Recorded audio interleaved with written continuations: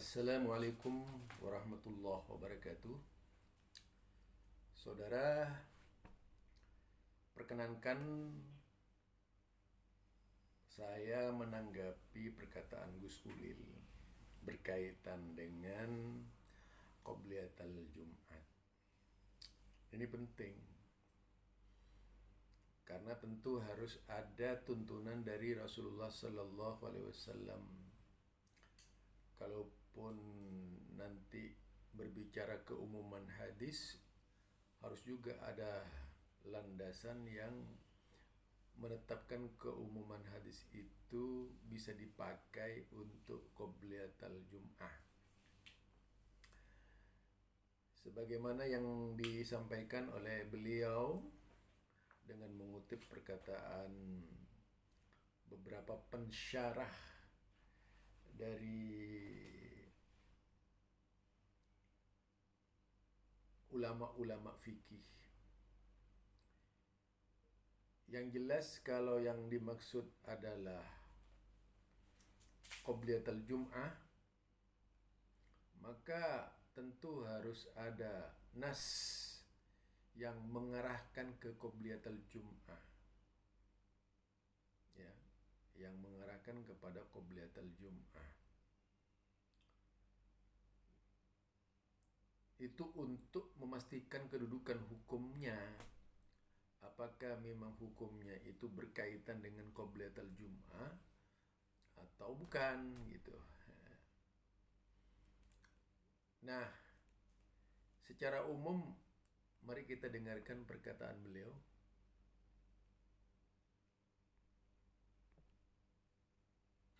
Sunnah Qobliyah Jumat menurut Mufti Yurdaniyah. Faqad qala al-Hanafiyah wa Syafi'iyah anna sunnatal Jum'atil Qobliyah ka sunnatid Duhril Qobliyah waqtan wa adadan.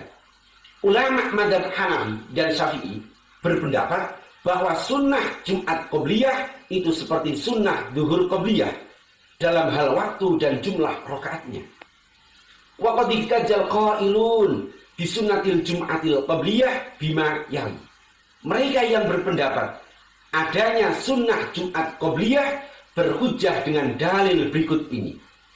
An Ibnu Mas'ud radhiyallahu anhu, kana yusalli qoblal jum'ati arba'an wa ba'daha. Wa dhahiru anna hadha tauqifun 'anil nabiy sallallahu alaihi wasallam wa laysa ijtihadan min Ibnu Mas'ud radhiyallahu anhu. Riwayat Ibnu Mas'ud radhiyallahu anhu bahwa beliau sholat sebelum Jumat 4 rakaat dan sesudah Jumat. Dohir riwayat ini adalah bahwa sholat ini merupakan tauqif dari Nabi Sallallahu Alaihi Wasallam dan bukan istihad Ibnu Mas'ud radhiyallahu anhu. An Abdullah bin Zubair radhiyallahu anhuma marfu'an, ma min sholatin mafrudatin illa baina yadayha rak'atani wa hadha bi umumihi yashmulu sholatal Jum'ah. Itu yang disampaikan oleh Gus Ulil, yaitu berkaitan dengan hadis Qobliyatul Jum'ah yang dikutip dari Ibnu Mas'ud dan Jubair secara umum. Tapi terus terang saja Gus Ulil ini tidak mengangkat kedudukan sanad hadis,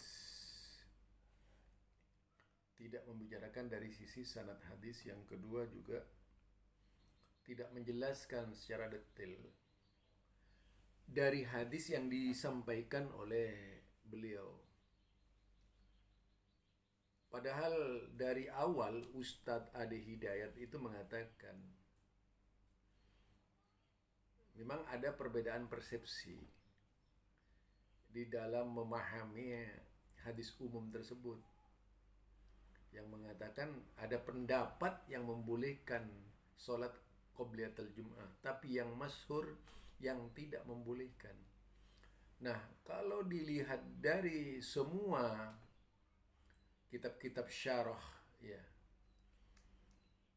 lebih banyak dan lebih condong menjelaskan apa yang disampaikan oleh Gus Ulil itu berkaitan dengan tahiyatul masjid, bukan berkaitan dengan Qobliyatul Jum'ah. kecuali hadis yang dari Ibnu Mas'ud. Itu harus ditelusuri dari sisi sanad. Dan pekerjaan sahabat tentunya perlu dibandingkan dengan seluruh pekerjaan sahabat yang lain. Apakah ada yang seperti itu? Antara ijma' dan infirad, yaitu perorangan antara ijma' dan perorangan. Kemudian melihat dari fikih-fikih lainnya yang ditulis oleh ulama-ulama dalam kitab-kitab syarah berkaitan dengan hadis bahwasanya Nabi memerintahkan sholat ketika ada orang masuk ke masjid pada saat Rasulullah khutbah. Itu hampir seluruhnya ulama-ulama ahlul hadis menyebutkan itu tahiyatul masjid.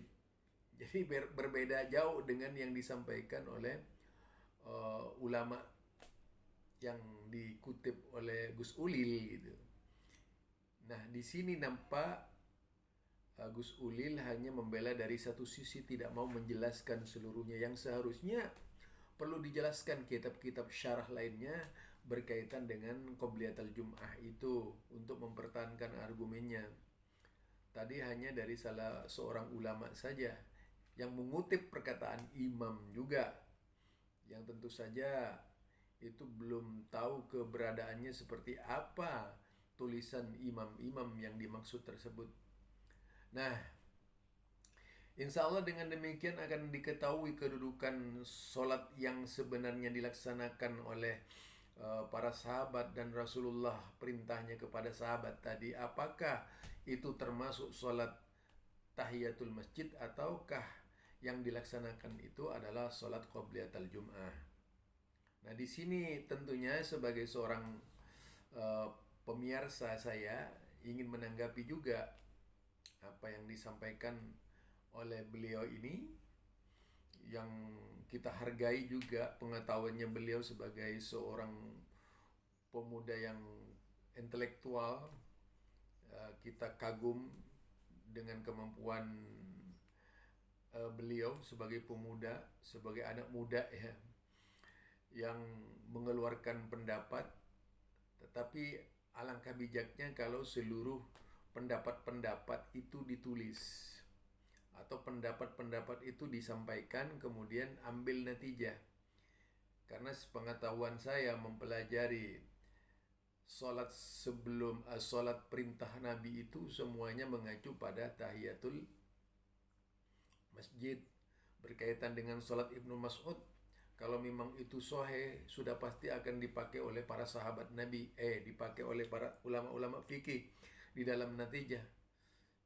Sayangnya tidak ada seorang pun ulama yang menggunakan hadis-hadis itu, melainkan hanya ulama tadi ya, yang belum tentu diketahui kedudukan hadisnya itu seperti apa gitu. Karena itu olahan fikih saja menurut saya. Ini dari saya, mudah-mudahan berharga buat Gus Ulil. Semoga Allah Subhanahu wa Ta'ala membimbing kita sekalian menjadi orang yang peduli dengan sunnah-sunnah Nabi. Karena intinya kita cinta sunnah Nabi. Nah, kita bela sunnah Nabi berdasarkan yaitu dasar-dasar yang layak sebagai sunnah Nabi. Wassalamualaikum warahmatullahi wabarakatuh.